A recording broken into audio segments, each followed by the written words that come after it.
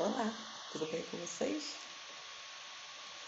Então, queridos, nós vamos aqui retomar o estudo da literatura, porque nós estamos vindo trabalhando conteúdo de gramática, né, de classes gramaticais, mas nós temos que dar agora uma paradinha nesse estudo para retomar o conteúdo de literatura. E o conteúdo de literatura não é só o aprendizado dos estilos de época, né? Como a gente estava vendo assim, estudando o romantismo, né? E o realismo. Não é só isso, né? Também tem o estudo, né, dos tipos de discurso, que é o que nós vamos ter hoje aqui, né? Então esse nosso vídeo é sobre a nossa matéria nova, né? Tipos de discurso do gênero narrativo. Então vou tentar ser o mais breve possível, porque esse assunto é muito extenso e é complicado falar ele rápido, mas eu vou tentar reduzir ao máximo. Então, é, tipos de discurso do gênero narrativo, né? Você vê que esse acúmulo de palavras aí nesse estudo, né? Quer dizer, envolve o conceito de discurso, de gênero e de narrativa, né? E porque eu preciso ter esse pré-conhecimento para poder compreender como é que se chegou a esse foco em estudar como o discurso se processa, né, na narração. Então eu vou falar rapidamente sobre esses três conceitos. Vou começar pela palavra gênero, né? Então o gênero, ele no uso comum do dia a dia, na nossa vida, essa palavra gênero, ele está em várias áreas, né, do conhecimento, né, em várias áreas de estudo, né. Então essa palavra gênero, ela é muito usada no âmbito de vários campos do conhecimento, né, e do dia a dia. Então, por exemplo, no campo das artes plásticas, por exemplo, né, você pode falar assim, essa obra do gênero surrealista, né? Então é do surrealismo. Então, para aquela obra ser do gênero surrealista, ela tem elementos que a caracterizam como do gênero surrealista. Tá? Então, nas artes plásticas, essa palavra gênero também é usada. Estou falando assim, grosso modo, eu não estou entrando no profundo no assunto de artes, não. Então, na música, por exemplo, né, grosso modo falando, então existem gêneros musicais, né? Então, vou falar assim então rock, né? Eu gosto do gênero de funk ou de música clássica. Então, dentro da música também existe essa palavra gênero. Tem também no uso assim, tipo na alimentação, por exemplo, nos gêneros alimentícios, né? Então tem os alimentos que são proteicos, os que são lipídicos, né? Os que são mais açúcar, né?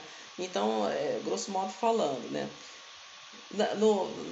Na mídia digital, né? No nosso mundo digital também existe também os gêneros, né? Então, por exemplo, né, nos jogos virtuais, por exemplo, né, os tipos de game. Então, dentro daquele conjunto de games, né, existem os gêneros, os subgêneros dentro daqueles gêneros. Então, por exemplo, um game que vai ser de luta, ele vai ter um gênero específico. Né? Ele é um jogo que tem um mapa, né? Que com os personagens ali desbravando, vencendo os desafios. Ele já é um outro gênero, né? De construção, né? De blocos, de construção de peças, por exemplo, né? Já é um outro gênero. Né? Então, assim, essa palavra gênero ela está incluída em vários campos, em várias áreas da nossa vida. E na linguagem, ela também vai ter o seu significado. Então, a gente vai pegar o gênero no sentido da linguagem. E qual seria, onde estaria o uso dessa palavra no campo da linguagem, da linguística, do ensino da língua, né, da língua portuguesa. Então, o gênero aí vai ser, ele vai focar no texto, né? O gênero, o conceito de gênero está relacionado com o texto. Então, o gênero, ele vai ser, o gênero textual, ele vai ser tudo aquilo que envolve, né, alguma situação de texto, né? Então, o gênero na língua portuguesa, no estudo da linguagem, ele tá vinculado, né? Ele pegou esse viés textual, ele está ligado ao que é o texto, né? Então, gênero textual, né? O que seria então o gênero textual? Bom, o gênero textual, ele seria, né, qualquer tipo de situação livre que eu tivesse que criar um texto, né? Então, existem vários gêneros textuais na língua, praticamente infinito, ou seja, né, todas as situações livres, né, de que eu tenha que usar o texto. Então, eu vou enumerar aqui, vou exemplificar para vocês, para vocês só perceberem a diversidade de gêneros textuais que nós temos, né? Porque é uma forma muito flexível de criação, né? Então, à medida que o tempo vai passando e a sociedade vai se transformando, várias formas de texto vão surgindo, entende? Então, eu vou dar assim exemplos, né, desses gêneros textuais que eu estou falando. Então, por exemplo, uma palestra, uma receita culinária, um relatório, um regulamento qualquer de um condomínio, um texto de opinião, um diário, uma receita médica, um manual de instruções, a série que você vê na televisão, a sua série predileta, um currículo, uma conferência, um seminário, o culto na igreja que você vai ou que você sabe que existe, né? O blog, uma postagem no Instagram, uma postagem no Facebook, na rede social, né? Uma postagem no TikTok, né? Uma aula em si, né? A sátira, o soneto, um poema, um mito, né? A novela, uma entrevista, uma resenha, um resumo que você faça, a redação que você prepara para o seu concurso, né? O advogado, quando vai preparar um discurso de acusação, né? O discurso de defesa, né? Aquele texto que ele elabora, né? Uma revista eletrônica, né, um discurso de defesa, como eu já falei, uma videochamada no WhatsApp, né? Você vê que o texto aí pode ser oral ou escrito, tá percebendo, né? Um conto de fadas, uma fábula, uma carta, uma lenda, um telefonema, um poema, uma narrativa de ficção, um e-mail, né? Uma lista de compras, né, que você prepara para ir ao mercado, uma piada, as mensagens escritas que você faz no WhatsApp, com emoji, sem emoji, né? Biografia, uma notícia, né? uma literatura de cordel, um post qualquer, uma HQ, uma história em quadrinho. E por aí vai, né? Então você percebeu, mas isso tudo, cada tipo, cada exemplo desse que eu falei é um gênero textual? É. Cada exemplo desse que eu falei se chama gênero textual. É aí que a palavra gênero entra na língua portuguesa, começa a entrar. Tem a ver com essa questão do texto. Por quê? Então, mas por que, que elas estão assim separadas? Porque para você dizer que aquele gênero é uma piada, é porque dentro desse texto, seja oral ou escrito, você vê traços textuais que colocam ela no grupo de piadas. Então, ela é do gênero textual piada. Quando você vê uma receita médica, você sabe que ela tem que ter dentro dentro da construção textual dela, né, características semelhantes. Então, todas as receitas médicas têm que ter características semelhantes. Que quando você olhar uma receita culinária, você vai saber que aquilo ali não é uma receita médica.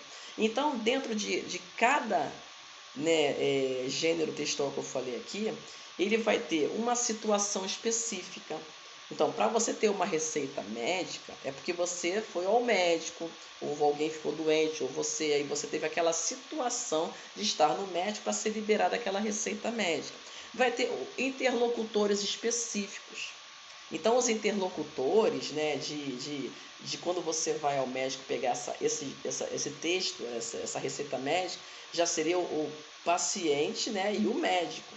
Agora, quando você vai passar uma mensagem numa rede social de telemensagens, né, vão ser outros interlocutores, né? Então, o emissor é um, o receptor já é outro. né? Então, você vai passar um e-mail, né? Já é o remetente e o destinatário, vai ter que ter um assunto, né? Então, um estilo próprio, né? Então, quer dizer, cada gênero textual desse vai ter um estilo próprio, uma situação específica, né? Os seus interlocutores, né? Então, o papel que eles vão desempenhar, né? Então, você vê que cada situação dessa vai ter que ter esses elementos em comum, tá? Então, a palavra gênero na área da linguagem, ela surge nesse sentido, né? Específico da questão das questões relativas ao texto, né? Ao uso das palavras, né? Sejam escritas, né, ou faladas, né? Então a gente já viu então o que a palavra gênero entrou nessa questão do gênero textual. Agora, existe o gênero textual que é literário, né, e aqueles que não são literários, né? Mas, professora, qual seria essa diferença? Então, óbvio que cada vez mais a gente está afunilando mais o conceito. Começamos de um conceito amplo do que seria gênero, né? Partimos para, no âmbito da linguagem, o que seria gênero, que vimos que é ligado ao texto. E dentro desse conhecimento de gênero textual, a gente vai ver que ainda vai ser subdividido, né? Em gêneros textuais literários e não literários, né? Bom, os literários, eles têm que, são, como o próprio nome diz, eles têm que ver com a literariedade, né? E o que seria essa característica de literariedade? Bom, a literariedade está envolvida assim com a questão do sentimento, né? Da subjetividade, da criação, diferente de que não é literário. Por exemplo, uma bula de remédio é não literária. Porque não existe no texto de bula de remédio essa preocupação com a arte, entende? Com aquilo que está envolvido com o sentimento, com a percepção individual, né? Com emoções, com traços ligados à própria atividade artística, né? A bula é um texto praticamente quase que científico, um pouco instrucional também, porque ela vai dizer como que você vai estar utilizando aquele medicamento, né? Então é uma abordagem totalmente diferente do que aquilo que está relacionado com o emocional, não é verdade? Então, o texto literário ele é marcado por esse sentido mais assim, né, conotativo, usando figuras de linguagem, né, ele vai ter as suas particularidades. Bom, espero que tenha ficado claro, né? Então, o que seria um texto literário e não literário? Então, aí dentro desse tipo de texto que é literário, né, a gente vai ter uma subdivisão. Então, olha só, do gênero, esse gênero textual literário ainda vai se subdividir novamente, né? E vai se subdividir em quê, né? Bom, em três, né, que Platão, aí tem toda uma explicação dos filósofos, né, do Platão, do Aristóteles, tem toda uma história para como chegou nessa subdivisão, né? Que não cabe que a gente falar, porque senão vai ficar um vídeo que realmente a gente falar sobre esse assunto em pouco tempo é complicado. Então, dentro desse gênero textual literário, vai se subdividir em narrativo, né? Ou épico, tem esse nome também. A gente usa mais narrativo, né? O lírico, né? O poético, né? E o dramático, né? Mais ligado à dramaturgia, né? Então, a gente não vai falar de nenhum, assim, dos três, né? A gente vai focar no gênero textual literário narrativo, que é o foco da nossa matéria, né? Então, o gênero literário narrativo, né? Como seria ele, né? O gênero então, narrativo, né? Ele vai estar, assim, você que já ouviu falar, né? Você sabe que o gênero narrativo, quando você fala em narração, você se conecta com a palavra história, né? Então, o gênero narrativo, ele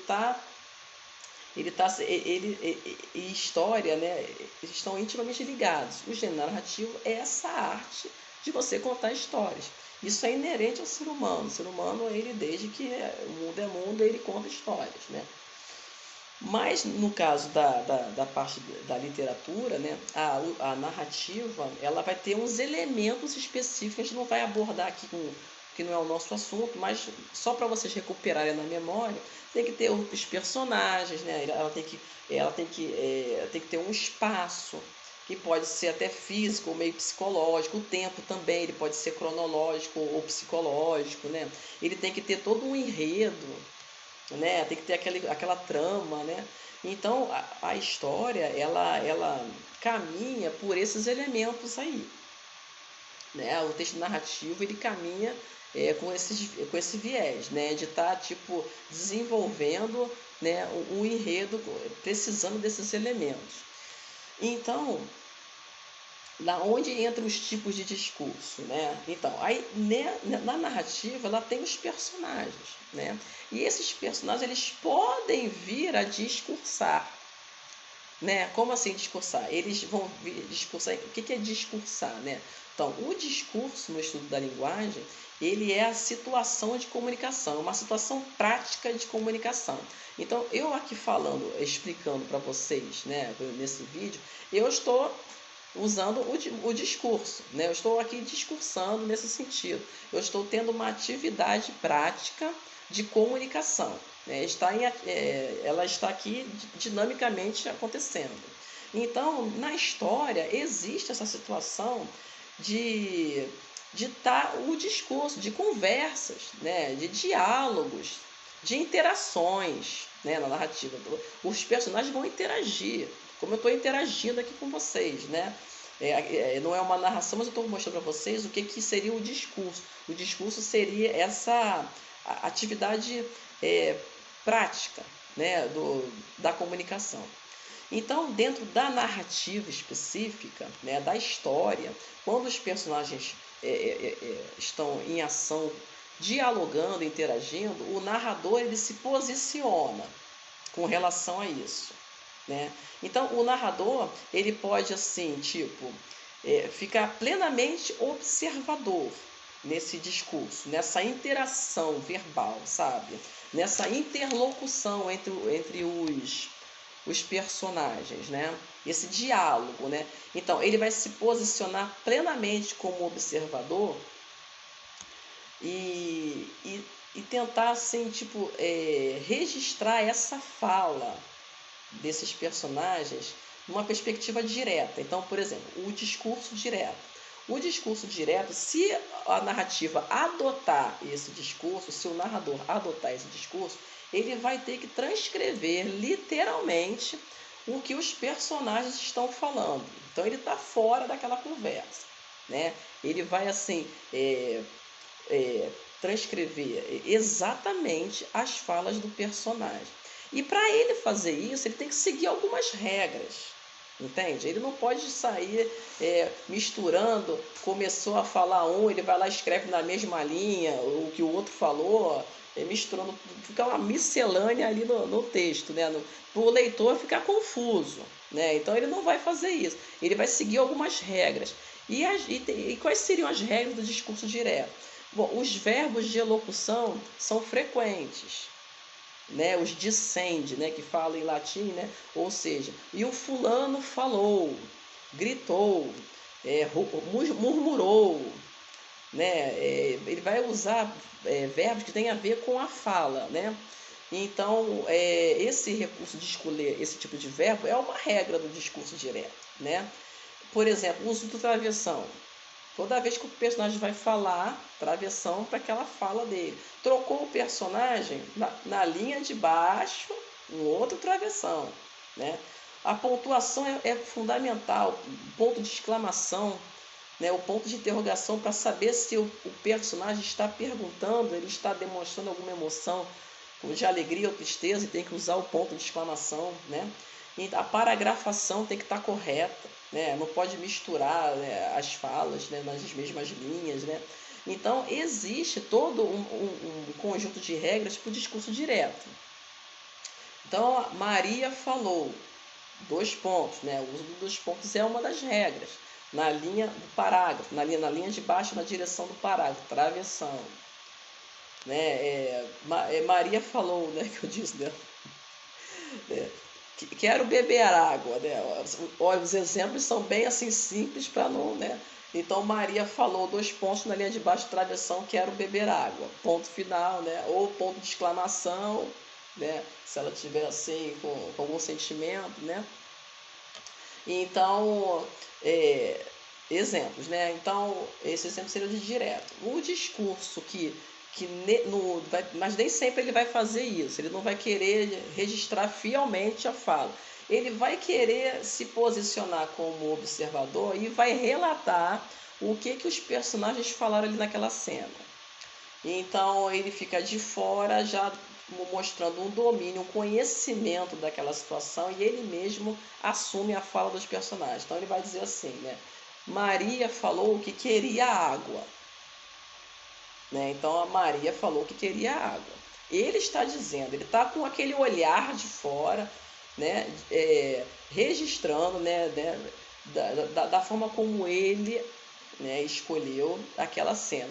Mas essa forma que ele escolheu não é para ficar mudando a situação. Por exemplo, ela queria. Eu vou botar então que ela queria beber suco de laranja, né? Não é esse tipo de transformação. Eu não vou transformar a situação, o ambiente, não. Eu vou transformar assim o discurso. Eu vou escolher uma nova forma de representar a fala do meu personagem. Mas eu vou manter as informações que ele está dizendo ali. Então, se a Maria disse que quer beber água, eu vou dizer, Maria disse que quer beber água. Eu não vou mudar para suco de laranja, eu vou mudar a estrutura de construção textual para discurso indireto. Isso que eu estou querendo fazer, né? Só vou modificar a estrutura do texto. E tem o discurso indireto livre, que esse, assim, para eu dar o exemplo, assim, eu vou trabalhar mais com vocês na plataforma aí, porque tem que ter, assim, um parágrafo extenso para vocês entenderem o que é o discurso indireto livre. Porque o discurso indireto livre, esse tipo de discurso, ele é muito, assim, valorizado esteticamente na literatura. Ele não é, assim, um discurso, assim, que você estabelece bem as fronteiras dele, porque no conceito dele, ele diz que o discurso indireto é aquele que mistura os dois discursos, tanto o direto como o indireto. Ele pode até ser assim, né? Tipo assim, tem uma parte do texto que é o discurso direto, outra parte é indireto. Aí seria o discurso também direto e indireto, mas assim não é bem usado esse conceito. O conceito de discurso indireto livre é quando não existe essa fronteira separando o narrador da fala do personagem, ou seja, fica tudo junto ali. Né? Ou seja, ele fala, daqui a pouco parece que o pensamento do personagem entra na narrativa e você tem que ficar atento a isso, porque é muito sutil essa entrada. Então, por isso que não dá para eu dar um exemplo de frases aqui, porque ela tem que estar o discurso direto. É bom você ver no contexto, né? Então, ele também tem as regras que estão internas ao discurso direto livre. Por exemplo, o do indireto, eu assim, em relação às regras intrínsecas a ele, né, como eu falei no discurso direto, por exemplo, ele aparece a palavra que. Né? Então, Maria disse que queria água, tem a conjunção integrante ali. Né? Isso é uma regra interna. No discurso indireto livre também tem as regras internas. Ou seja, não tem aquela preocupação gramatical de botar travessão. Quando vem o narrador narrando a história e vai entrar o personagem, ele bota na mesma frase ali às vezes, sabe? E muito sutilmente, o leitor tem que ficar atento. De repente é a fala do personagem, né? Com uma carga emocional muito grande. Ele praticamente parece que ele tem uma fusão. Ele se funde um pouco, né? Ou plenamente, né? Ele se funde com o narrador e o personagem se fundem, né? Existe um elo muito intenso que a gente vai estar trabalhando ele lá na plataforma melhor para você compreender, tá? Então, a tipologia de discurso tem a ver com essa nomenclatura, né? Discurso direto, discurso indireto e o discurso indireto livre, tá bom? Bom, a gente continua lá na plataforma, né? Ó, um beijo para vocês. Qualquer dúvida, vocês vão estar me sinalizando lá, né? Nos exercícios e quando a gente estiver online, tá bom? Ó, beijo para vocês, tudo de bom, se cuida, tá? Tchau, gente.